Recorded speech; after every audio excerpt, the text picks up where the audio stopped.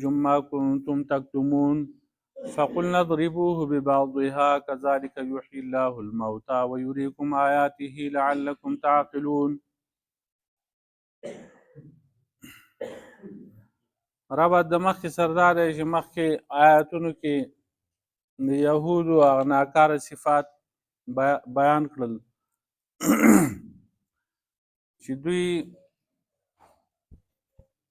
د الله په احکامو کې ټال مټول کوي. او اوږده واقعه ذکر کړه د غوا چې موسی علیه السلام دوی ته وویل چې غوا ذبحه کوي، نو دو وویل چې دا غوا به څنګه دا بوډۍ ده که ځوانه ده، او د دې رنګ به څنګه زیړه ده که سپینه ده که سره ده، او دا به ارټي او که څه محنت مزدوري دا به یې کړي او که نه به یې کړي. نو دا چوچ رای شروع کړه د الله په احکاماتو کې. نو دا د دوی یو غټ خباست و. اوس بل خباست ذکر کوي د دوی. دا یهود چې کوم دی تهمتونه او بهتانونه لګوي په پاکو خلقو باندې. کله چې به دې بني اسرائیلو کې یهودو کې یو سړی د موسی علیه السلام په زمانه کې هغه قتل کړی شو، د هغه نوم عامر و. قتل کړی خپل وراره و، مالداره سړی و، او ښځه هغه ښایسته ښځه یې وه او دغه شانتې لور یې ښکلې وه. نو دغه کس قاتل دا سوچ وکړو چې مال به هم ماته پاتې شي او دا ښځه به هم ماته پاتې شي. قتل یې وکړو او بیا دغه قتل یې په بل چا باندې راواړو، په لاره کې یې کېښود او بیا شور جوړ کړو او ژړا فریاد یې شروع کړه چې زما تره چا وژل دی، زموږ دپاره غل پکار دی. موسی علیه السلام خلقو ته وایي تاسو به دیت ورکوئ، هغوی وایي دیت آسان دی، خو د دې خبرې صفایي پکار ده چې دا وژلی چا دی. موسی علیه السلام د خدای نه دعا وغوښته، الله پاک وفرمایل چې خوا حلاله کوي او د هغې په بعضې اندام یا لکۍ یا ژبه یا غوږ یا زړه دا راوالئ او دا مړی پرې ووهئ. دی به په خپله خپل حال ووایي. هغوی دغسې وکړه، هغه مړی ژوندی شو، الله پاک ژوندی کړو. هغه خپل غل وخو، دې وراره زه وژلی یم او بیا مړ شو. نو الله پاک د دوی هغه خباثت راښکاره کړه. دوی یو خبره پټوله، الله پاک هغه خبره ښکاره کړه. دا د دوی عادت دی، دا دروغ ویل د یهودو او نصاراو، دوکې کوله، بهتانونه تهمتونه لګول. په خپله به غلط کار کوي، هغه به راړی په بل باندې چې دا غلط کار بل چا کړ دی. عبدالله ابن سلام رضی الله تعالی عنه چې نبی علیه السلام ولیده، په هغه کې ټولې نښې ولیدې د پیغمبرۍ.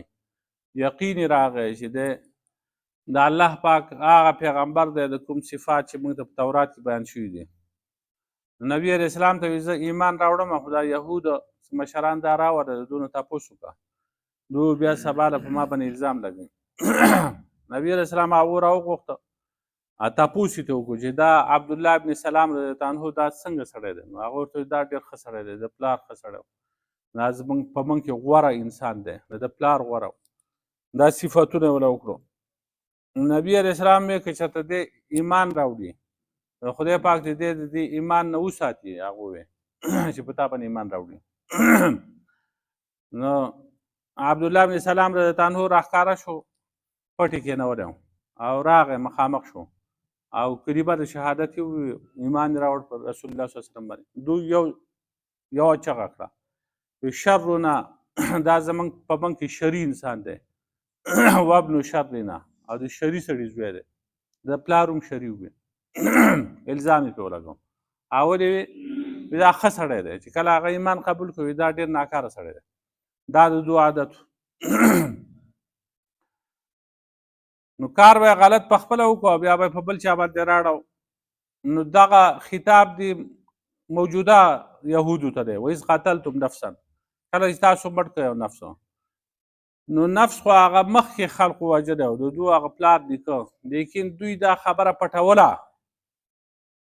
چې د شرم نه ځان بچ کوو چې زمونږ پلار نیکه دا غلط کار کړی دی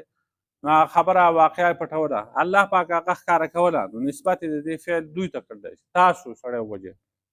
نو تاسو په هغې کې اختلاف شروع کړو والله مخرج ما کنتم تکتمون الله پاک راویستونکی دی دا هغه خبرې چې تاسو پټوله تاسو دا مړی پټ ساته الله پاک هغه مړی هغه د هغې قاتل ښکاره کړ هغه په خپله حال ووې دغه شان حدیث کې هم راځي مسند د امام احمد کې حدیث دی نبی علیه السلام فرمایي چې یو انسان په ګټه کې دنده د ګناه کار وکړي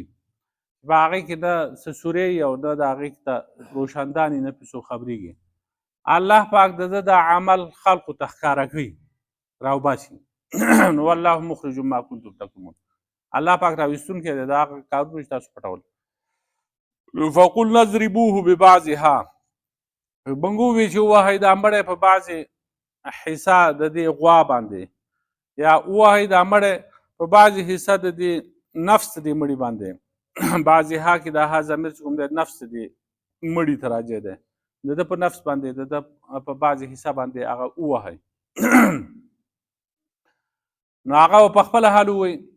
نو کذلک یحیی الله الموتی دغه رنګې الله پاک ژوندي کوي مړو لره ویریکم آیاته او ښیي تاسو ته خپل نښې د قدرت لعلکم تعقلون د دې لپاره چې تاسو هوښیاران شئ عقل زده کوئ پوه شئ په خبره باندې نو دوی دغه کار وکړو هغه مړی چې کوم دی هغه یې د غوا په یو حصه باندې ووهو یا د هغه مړي یو لاس یې بل لاس له یا خپې له راپرېښودو هغه مړی چې کوم دی هغه ژوندی شو خپل غر یې وخوړو دا غټ دلیل دی په بعث بعد الموت باندې چې د مرګ نه وروستو ژوندون شته او دا حق دی لکه څنګه چې په دنیا کې الله پاک دا سړی ژوندی کړو نو په آخرت کې هم الله پاک دا ټول مړي ژوندي کولی شي کذلک یحیی الله الموتی دغه رنګې الله پاک به دا مړي ژوندي کوي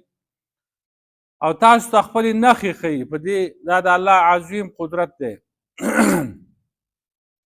چې غوا ده هغه مړه ده ذبحه کړی شوې ده او دا انسان هم مړ دی په یو مړي باندې بل مړی ژوندی کوي او که دا مړی دی د هغه یو اندام راواچوي په دې بل دی راواچوي نو هغه مړی چې کوم دی هغه په مړ لاس باندې په مړه خپه باندې هغه ژوندی کېږي نو دا د خدای عظیم قدرت دی ویریکم آیاته لعلکم تعقلون د دې لپاره چې تاسو پوهه شئ نو وایذ قتلتم نفسا هر کله چې تاسو ووژئ یو نفس فادارأتم فیها نو تاسو اختلاف وکړو په هغې کې په یو بل باندې راړو چا وي دا فلاني وژل دی چا وي فلاني والله مخرج ما کنتم تکتمون